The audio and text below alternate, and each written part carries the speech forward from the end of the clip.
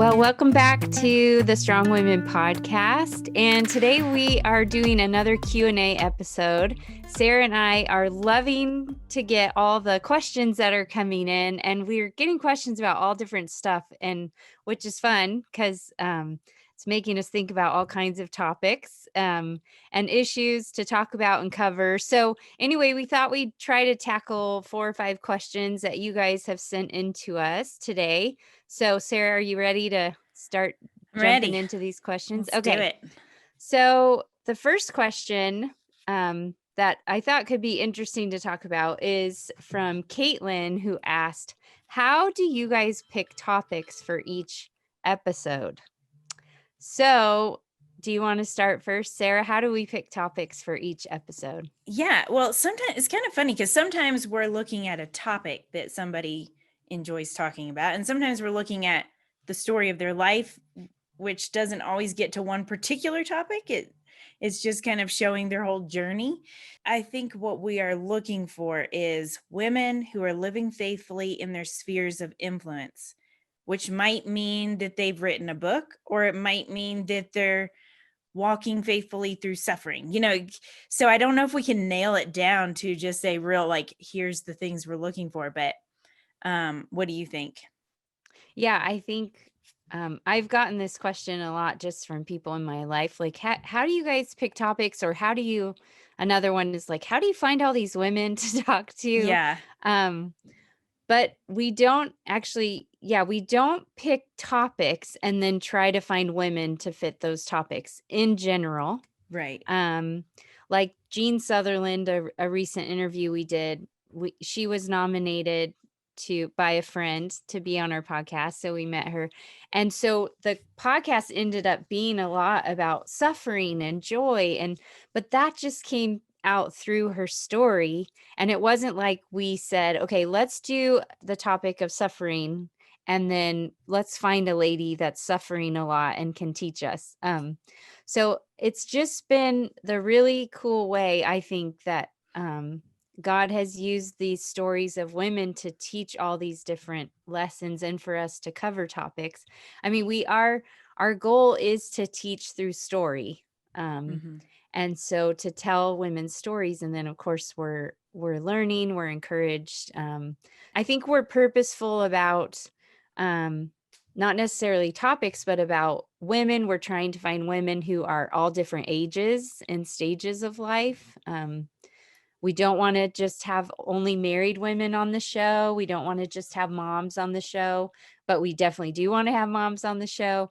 So it's been trying to be more intentional about that actually than topics. And the topics that have come out, I think, has just been one of the beautiful parts of the stories. Don't you think? Yeah, I totally agree. And then sometimes we just like to focus on things that we love, like history, when we have guests come on that, and then we particularly invite them to talk about a specific person or somebody in history, because that's the other thing we want to show is that, like, through story, those differences actually highlight the foundation that's similar, of pursuing God and all that comes with that. Just it's fun to see the common themes that come out. Yeah. Okay. Next question, Sarah. This question is from Anna, and she says, I'm absolutely loving the podcast. It's so encouraging, inspiring, and challenging. And thank you for that feedback, Anna. I feel the same way. I'm encouraged, inspired, and challenged by all these stories. Okay, so she goes on to say, my question for your Q&A episode would be, what are some of the ways that a stay-at-home mom / part-time employee could be involved with church, community, etc.? I realize that depends somewhat on the church and the community. I'm discouraged slightly because I feel so limited in what I can do with my time. I'm a mom of a 3-year-old and 11-month-old, living 30 minutes from our church, etc. But I know there have to be things I can do for the Lord's kingdom during this season. Thank you, Anna. So, okay, Sarah, I'll let you go first. What are your thoughts on that? Okay, I have so many thoughts because that's actually a really loaded question. There's so many different dynamics that she's talking about here. And I'll just kind of like spout them off in like bullet point form. One is that it might be a season to say no to some things and yes to other things, and you are in a season that is very demanding with little people, and so give yourself tons of grace and also really be prayerful in what you say yes to. Because then by saying yes, you are saying no to something else, so if your goal is to get more involved in your church community, then think, okay, what are some things that I've said yes to or that I'm considering saying yes to that distract from that, if that's your goal. So that's what I would say is like do an inventory. Basically, where am I spending my time? Is there any way I can save time in one area to put it in a different area? So that would maybe write it out. I like columns. I like to like do pros and cons and here's where I'm spending my time or whatever. So that might be helpful. The other thing is when my kids were little, I could do little things. I couldn't run a program. I couldn't there were things that I could not get involved in that season that maybe I found time later as they got older, although Hunter's still very little. Here's what I did do that I think might speak to your question is I prayerfully said, what's the next thing? What's the next good thing you'd have me do here, Lord? Would you give me an opportunity to get more plugged in to the church? And then it might be super small. It might just be, I don't know if I can think of an example. It might just be befriending older people in your church. I mean, it might be as small as that. One thing I taught my kids to do that really grafted us into the church is to make friends with the older people. And so at first it was kind of bribery because we have cookies after church. And I would say you need to go say hello to 3 older people before you go get a cookie. And then they became their friends. And so I would just say, go say hi to your friends. And they would do that. And now Hunter does that. And I have to be careful because Hunter might like take out an older person, instead, like be gentle also. But okay, I have some other thoughts, but I want to hear some of your thoughts, Erin. What do you think about what I just said? Well, when I read this question from Anna, I have to say now I don't know if this is just, I'm assuming I'm older than Anna. I'm obviously at a different stage than her because I'm a grandmother of kids of the ages she's describing, but I still have kids at home too. But when I read, Anna, your words, there have to be things I can do for the Lord's kingdom in this season. My heart just goes out to you. And if you were sitting here with me, I would grab your hand and I would look in your eye and I would say, oh, dear Anna, you are doing things for the kingdom of God by changing diapers and making peanut butter sandwiches and reading to your kids and putting them to bed and giving them baths. And I know that we live in a culture that does not value these things and says, oh, women, you ought to be doing other things that you'll get attention for or you'll get accolades for. And it's certainly, we don't live in a culture that values children. So if you invest your life in children, then it's kind of a waste. But that is not, in the Lord's economy, that is not a waste. And I would say go back and listen to our episode with Marie Wood because she's a stay-at-home mom with 5 boys. And she talked about God being the God of the pots and pans. I don't know if you remember that, Sarah. Yes. But there is just this realization that God is doing work in your home. And there's no one that you'll have more an impact in discipleship at your church, even your neighbors, than your own children. They are people that you can pour your whole life into. And so I just wanted to start with that because that is just what struck me in just seeing what you are doing as a value. And yeah, you're not running a program at your church that everyone's seeing, oh, look, Anna's really serving the Lord. But Anna, you are serving the Lord in your role as mom. It sounds like you having to work too, so you're bringing in income. You're doing a lot of things. So giving yourself grace with that. And then, yeah, like you said, Sarah, just realizing it's okay to say, I don't have a lot of time to do things that other people are doing. And it's hard not to compare at church and seeing other women or other men doing things. And you think, oh, I should be doing something like that. Maybe you should, but maybe you shouldn't. It might be that the Lord has that person there and serving in that way because that's what's right for them, but not necessarily for you. And just be like, I know that feeling when they get up at church or there's a community thing and they say, hey, we need somebody to help out this way. And I am like the worst for feeling like, oh, shoot, I should probably do that. Oh my gosh, My I'm so husband bad at bought me that. a magnet for my refrigerator years ago, and it's still in my fridge, and it says, "Stop me, I'm about to volunteer again," or something, something like that. And so I I relate with that feeling of like, oh shoot, I should be helping more, doing more. Um, but that more, quote unquote, doing more, it's hard to resist that. But anyway, so I think sometimes just realizing in this stage of having to work, sounds like you have to work. It sounds like, you have little kids. There will be a limit of what outside of that stuff you can do. And that's okay.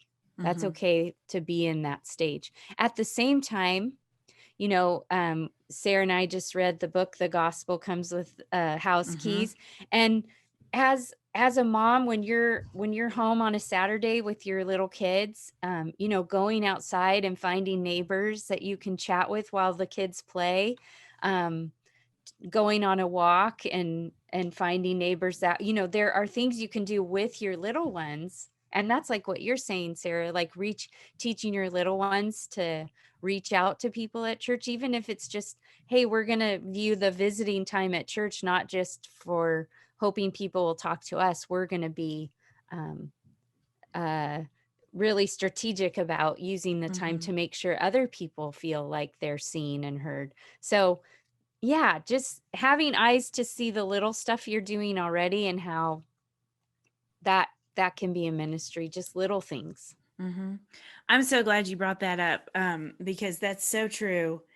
We do kind of overlook those things that are already in our responsibility because nobody else sees that. Yeah. Yeah. And I Yeah. was super convicted about that at the beginning of COVID because I found myself, everybody shut down, everybody staying at home. And I was literally praying, now you're going to laugh at this because it's like obvious, but it wasn't obvious to me at the moment. But I was praying, like, who needs my help? Like, where can I go and serve? And it was like God just almost punched me in the chest. Like, hello, you have a house full of people that are disoriented and they're also struggling with this. Like, why don't you start there? Yeah. But Yeah. yeah, I think that's a really good point. And yeah, like you said too, invite people into your chaos. You don't have to have everything pristine, and you don't have to have babysitters every time you think about reaching out or getting involved. Like, bring them along. It may be Yes. chaotic, but just hand a baby to somebody. And Mhm. and a lot of people just love that. They feel needed and included when you do that. I think I would say, Anna, read the Gospel Comes with the House Keys, Rosaria Butterfield's book, and help that to expand your mind of like how you can serve in the kingdom of God through through the roles that God has put you in at this time. I think reading her book really challenged me to see this idea of hospitality, but just of being a servant in the kingdom of God can look all different ways. It can be visiting someone in the hospital, bringing a meal to someone. So when you're making dinner, Anna, maybe you just make double dinner And that's how I do when I bring meals. I just make double, of whatever I'm making my family that night. So maybe it's just starting to do meals. And maybe that would be an easy way, to just do little things like that. Mm-hmm. So yeah, maybe reading that book might help give her some ideas too of Yeah, what she can that's a do. good point. And just to let the Lord remind you every morning that what you're doing every day. The mundane things are actually serving the kingdom of God in ways Yes. that our culture overlooks, but we ought not to. Mm-hmm. That's a great way to end it. And I feel like we should end it there, but I just feel this need to say one more thing. And it is that don't underestimate the power of prayer. Mm, Prayer you can do everywhere. And like, just don't underestimate that with praying for your church, praying for the people in your church, praying for the children's ministry. Just make your own list, and that is serving your yeah. community. And so don't underestimate that either. But Yes. Erin's was a much more clean and powerful ending to the question. So sorry I had to add my 2 more cents, but there you go. Okay, No, next that was next good. question. Okay. What advice do you have for this is from a listener, Laura, who happened to be a dear friend, still is, but unfortunately we don't live in the same city. But a friend from college. And okay, so what advice do you have for how a Christian woman can engage and encourage unbelieving coworkers in a secular workplace? You want to start us, Erin? Sure. Okay, not to just keep promoting episodes on our podcast, but it made me think of our conversation with Rebecca McLaughlin. And we asked her about friendship with non-believers, because when you read her book, Confronting Christianity, her stories throughout the book, it's obvious she has lots of friendships and relationships with non-believers. Actually, she dedicates the book to her one of her best friends who is not a believer.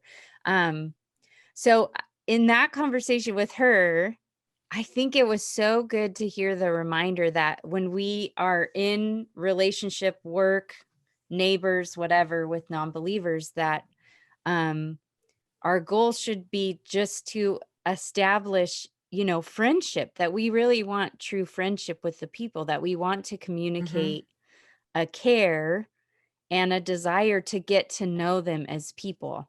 Oftentimes, as Christians, we can look at non-believers as goals or projects that we Right. have, and to see them as people first.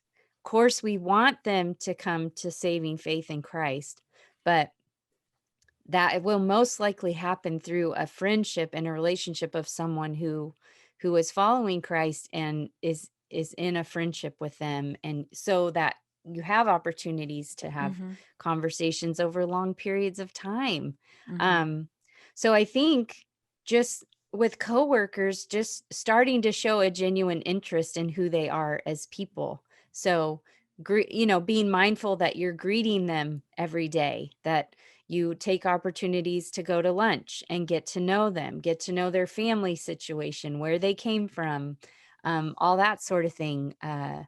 Knowing when their birthdays are. Um, I tried to do this when the last office that I worked in, of just, people in general, people don't give like actual cards anymore. um you just send a friend a text, happy birthday. And so I try to be old school and actually give people cards or mail cards. And so maybe you hand them a card and a piece of chocolate or something they like on their birthday. And like just little things like that, that's showing you're interested in friendship.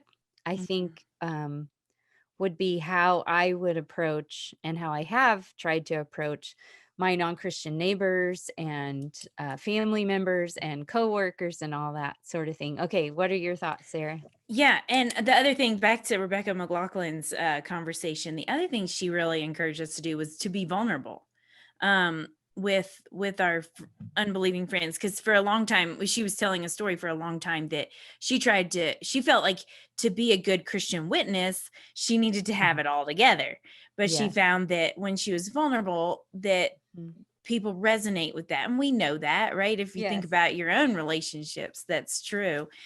And then I would say just be a, a question asker, And I would encourage you, Laura, to read the book Tactics by Greg Kokel. He has wonderful, I can give you the cliff notes on it, but basically, questions keep you in the conversation. They also allow the other person to feel seen and heard.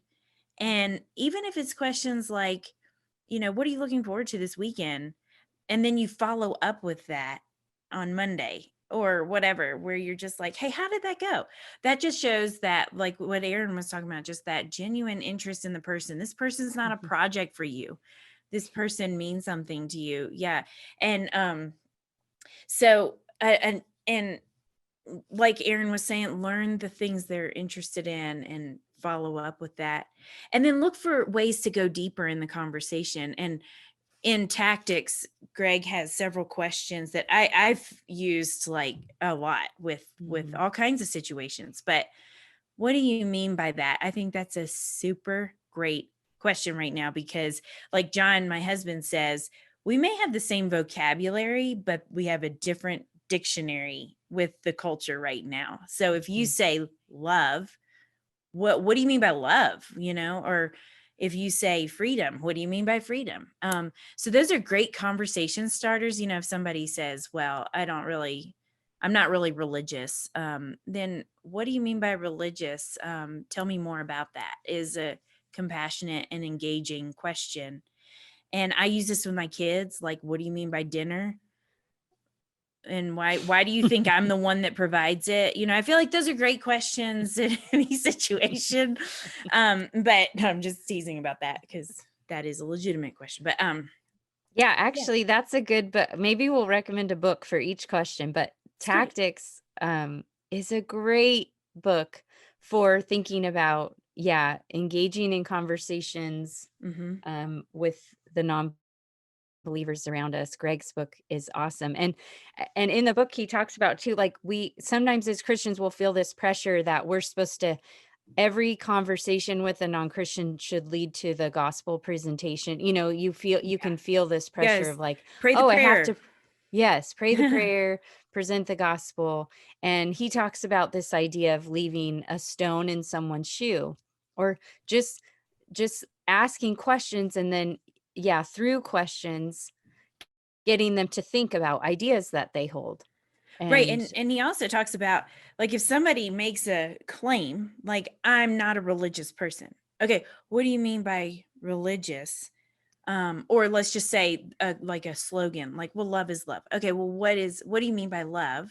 mhm, And another one of his questions is, how did you come to that conclusion? Basically, I mean, you can say it yeah. a little bit less choppy, but how did you come to that conclusion? Well, now you're having the burden of proof is on them, because I think a lot of times we hesitate to engage with unbelievers because we're like, what if I get in the middle and I don't know how to answer the question?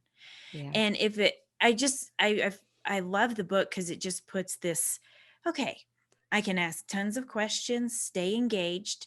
And the Mhm. other thing to know is, if they ask you, if an unbeliever asks you a question about your faith that you don't know, there's two things.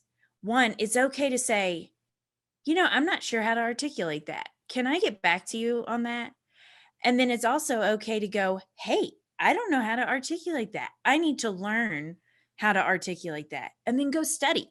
Go ask the people that have already thought about it, or your pastor or whatever, and read a book. So I do that all the time because Erin and I are both kind of crockpot thinkers, although I think hers is a little more Instapot level than crockpot. But I just feel like I need some time, and I don't always, even if I've thought about the issue, sometimes I just get frozen. And I've just realized that it's okay to say, I need a minute to think about how to articulate this thought. And that's okay. Mhm. Yeah. Yeah, the whole in humbleness of saying, "I don't know," Yeah. but that's a really good question. Right. I think people appreciate that, whether you're a non-believer or not. I think anyone appreciates someone being humble and saying, "You know what? I don't know. That is Yeah. a really good question." Um, So yeah, I think Laura, we think you should get tactics, and it might help, yeah, to just give you some ideas, relieve this pressure sometimes that we feel of having to lead our Mhm. coworkers to Christ, and help give you ideas of how to engage in conversation and relationship, um, with your non-believing coworkers, neighbors, everyone around us who isn't. So Yeah, thanks for the question, Laura. That was really good. that was Okay. good. Um, okay, this question actually Sarah and I got in person at the Wilberforce conference. And so Ellen came up to us and she talked about that she leads a women's Bible study at her church. And she had planned a 4-week series to dive deeper into theology, the study of God. And she had speakers lined up and had the whole plan laid out. And then when she presented it to her pastor to say what she wanted to do, her pastor pushed back on her and said that I don't think the women would really be interested in this. And she, of course, was, I'm sure, felt a lot of emotions about that, especially because she had worked hard in doing it. But she asked us if we had any advice on how to handle this. So, on the podcast, we talk a lot about, pushing yourself, going deeper, learning, especially studying theology. So she's trying to do this in her church with the women. And then her pastor says, no, I don't think the women really want that. So, Sarah, what's your answer to that? Well, first of all, Erin and I are like, oh man. I mean, that's so frustrating that he would say that. I really want to go ask him. And this is what Erin told her. Ask him where he gets his information. Where did he come to that? How did he come to that conclusion? Which is the Where'd Greg he get Kokel. Yeah, Yeah. where'd he get the idea that women Yeah. wouldn't want to go deeper in their theology study?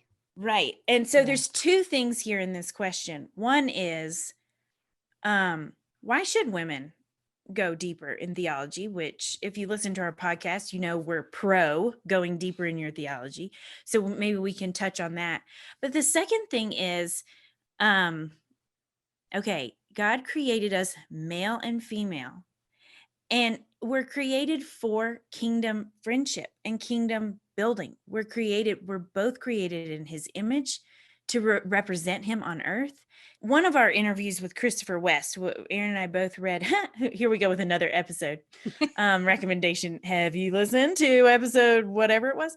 But he talked about how he's talking specifically about marriage, about how the most precious things to God are the one, like, if you want to know what they are, look around and see where Satan's poisonous arrows are pointed the most.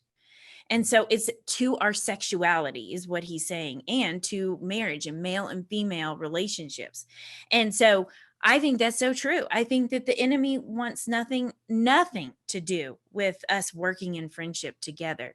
And so because of that, because of the fall, we misunderstand each other and we see past each other all the time. And so now I want to just make a little disclaimer. What we're not talking about right now is serious abuse. We're not talking about spiritual abuse, because that is definitely there. The issue we're talking about right now is when men and women misunderstand each other or see past each other or dismiss each other. And so that, I just want to be clear that this is the topic we're talking about. And so what I told her was, think about, why should women study theology, and present that to him. Say, I've thought a lot about what you said, and I'd like to present my case to you. But here's what I encouraged her to do. And this is what I really have come to, the posture I've come to take, especially in misunderstandings, is assume it's a blind spot for him. Assume that he's like clueless about this, and lead with charity. So come not angry, but assuming that there's a blind spot, and I get to enlighten this nice gentleman about this blind spot that he has. And so you can say in a very kind way, I'd like to push back because I disagree with you. and here are the reasons why, and you present your case. Now, in the end, he may still actually have a terrible view of women. Like that could be the end result. But the beginning is to assume in charity the best of that other person. And so it may just be a blind spot. And I've had several instances. I mean, Erin and I have both been looked over and dismissed, just like most of us have. And actually, men are looked over and dismissed by each other too, and we do the same thing to women. So this is not uncommon theme in life. And so our posture, we have to think about our posture and how it should be. But I also think it's okay to call men out. Like if we have a friend who sometimes makes jokes and he thinks it's a joke, like, oh, the weaker sex, or, things like that. And I've just started calling him out. Like, that's not funny. That's actually rude and dismissive. And I'm not mad about it. And if I did have to tell him one time, I actually can't talk about this anymore because I'm super mad. And I laughed like that. Like, I'm super mad. I need a minute. And he was like, okay. But anyway, that's a ramble. But it boils down to, assume it's a blind spot and lead with charity. What do you think, Erin? Yeah, I think that's really good advice, and I wouldn't I wouldn't back down just because you were told no. I would Mm-hmm. Yeah, I would lead with charity, come with some research you've done if you didn't already. Well, first of all, you're a woman in that church who wants to do this, so you have one piece of evidence against what he said, Mm-hmm. Yeah. which is you're there. And then, maybe it is making sure you do have a pulse on what the women want. And I think too, just to even answer this question of this isn't what women want, I think I would say, well, as I've thought about what you said, I've realized even if I was the only woman in the church that wanted this, the women in this church need it Yeah. because theology is not a study for men. Theology is a study for human beings, and especially followers of Christ. If we claim to be followers of Christ, then we should be studying at his feet daily. Mm-hmm. And that means women too. And so women aren't off the hook. It has nothing to do with who you think is uh, fit for the pastorate or leadership or anything like that. It has nothing to do with those conversations. It just has to do with what is required of someone who claims to be a Christian, who claims to be a follower of Christ. Well, what's required is that we follow him, and to follow him, we have to know him. And to know him, we have to study him. And Mm-hmm. so theology is not an option for any professing believer. So Mm-hmm. I would push back on the pastor, and hopefully, you could persuade him. If not, I would not give up on the study of theology, and I would find another way to do that. Mm-hmm. And so, yeah, it's a hard situation to say, well, do this, this, and this. But Mm-hmm. I think you can know you're in God's will if your desire is to study theology and to do that with other women, then you are in God's will. And so you do that. Yeah, And you do that. don't let anyone stop you. You might not be able to do it at your church, um, but you do it. Mm-hmm. By whatever means necessary, you do it. Mm-hmm. And so, yeah, I hope, Ellen, that you've been able to do that. We talked to you, it was last month, so it's been a little while, but I hope you've been able to do it. And I hope her story will encourage some of you listening to do the same thing. I was really encouraged actually to hear from her of listening to the podcast, and then this was something that was kind of provoked in her to do. Hey, let's start doing this at church, Mm-hmm. at her church, and to make a difference in her community. So I was really encouraged by her, and we hope you're doing well, Ellen. And if you have time, message us and give us an update on how it's going. Yeah, definitely. And I want to add something to that, if that's okay. The other thing that I think we have to consider in male female relationships, and really just in any relationship, is not taking easy offense. I don't know if that's the right way to say it, but in Proverbs 19:11 it says, a person's wisdom has made him slow to anger, and it is his glory to overlook an offense. And so I think, not that we just dismiss offenses, but I think that, the leading with charity, assuming it's a blind spot, and choosing not to be offended easily. Mhm. And I have to tell an example, because I feel like it's that what we're saying is kind of like out there, maybe needs an example. So I started a program, and the gentleman in charge is a great friend, and a great friend of my husband and myself, and he thinks the world of John, as I do. And anyway, so I started this program, and he What do you kept mean you started a program? okay, I started this monthly event called Downtown Discourse, Yeah. and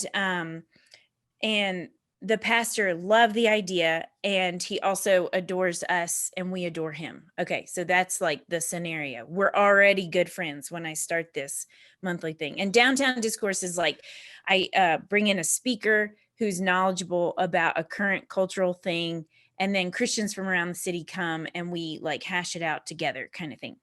So anyway, Yeah. I started the program, and my pastor had in his mind that it was my husband who was doing this. Mhm. And so he was giving him like, wow, this is such a great idea. And he was like announcing it to the whole world, like, wow, John is so great, which he is. And so anyway, um, after one of the times I had asked one of our other pastors, I was like, so do you think, and who was also a good friend, do you think I should let him know that this is actually my idea? Or is this something that I should just let roll? And he goes, no, let him know. So after another time when the pastor kind of announced to the whole world that John is amazing, which he is, I went up to him and I said, I have to bring this up because I'm feeling a little bit, well, no, I just said, I have to bring this up to you because I don't want to get bitter and resentful, and I'm feeling a little frustrated about this, so I just want to talk about it. um I don't need you to announce to the whole world that this is my idea, but when you think of Downtown Discourse, I want you to think, wow, Sarah had a great idea, but you don't have to announce it to anybody. Just think, I just want you to know there's my idea and I'm doing the work. And of course I'm asking John's advice because I love his advice, and we're, married. And so anyway, he goes, oh, Sarah, I just had no idea. And so here I was starting to feel in my heart that, wow, he is just dismissing me. But it literally was a blind spot. He did not know that this was my idea. He just assumed it was John's. And so when I brought it up to him, he was like, I'm so sorry. I just, and it was actually a relationship building moment for us. And it taught me so much, because had I just shoved that down, or had I come at him angry, it would have been a totally different result. But instead, I came to him as a friend and we talked about it. And so, anyway, I think that's where this assume the blind spot, lead with charity, who knows? It can actually make people see their blind spots. It can help you to see your blind spot because you're coming at it humbly. So that would be my encouragement too. And I do want to hear from you, Ellen, to let us know. I hope that works out to have that theology Bible study at your church. Yeah. Yeah, leading with uh charity and not to be offended is a difficult thing that you're talking about. But one that is certainly I appreciate the encouragement, Mm-hmm. because it's hard not to be offended Yes. when people say or do things that is to you so obviously offensive. Mm-hmm. But it's good advice, and I think one that's helpful in a boss worker Mm-hmm. relationship, in a marriage relationship, Yes. in a relationship with our kids, our parents. I just think, wow, if I could lead with charity when I'm talking to my husband, that would be really helpful in our marriage. Right. So many Or conflicts wouldn't even happen. yeah, or relationship with friends, all those things. Yeah. So that's really good advice. Okay, so we we tackled a few questions. I think it's a good time to wrap it up. We have more questions, so we'll do another Q&A. And if this has sparked questions, or as you listen to the podcast, if you think of more questions that we can help bring answers to you, let us know. You can message us on Facebook or Instagram, or you can email us at strongwomen@colsoncenter.org and send any questions or comments there. And yeah, we'd love to hear from you guys. Yeah, and don't forget to rate us on wherever you get your podcast episodes. Rate us, and if you want to, write a review. Those are fun too. And it also just helps other people be able to discover us. So we appreciate all those who have already done that. And in advance, thank you for those that are just about to go do it. Okay, so here's one more announcement before we close. We are going to do a book club this fall, and look for dates in the on the Facebook page. But the book is going to be Rosaria Butterfield's book, The Gospel Comes with a House Key, which Erin already mentioned. So we're super excited to do that. One of our listeners actually asked us, could we do a book club? And Erin and I are like, great idea. So we're going to do that in the fall, and we'll tell you more about dates on our Facebook page. Again, thanks so much for submitting these questions and for staying engaged with us on the podcast. We appreciate our listeners so much. And Erin, it's always so fun to just sit down with you and talk about things. So thanks. Yeah, thanks, guys. We'll see you next time.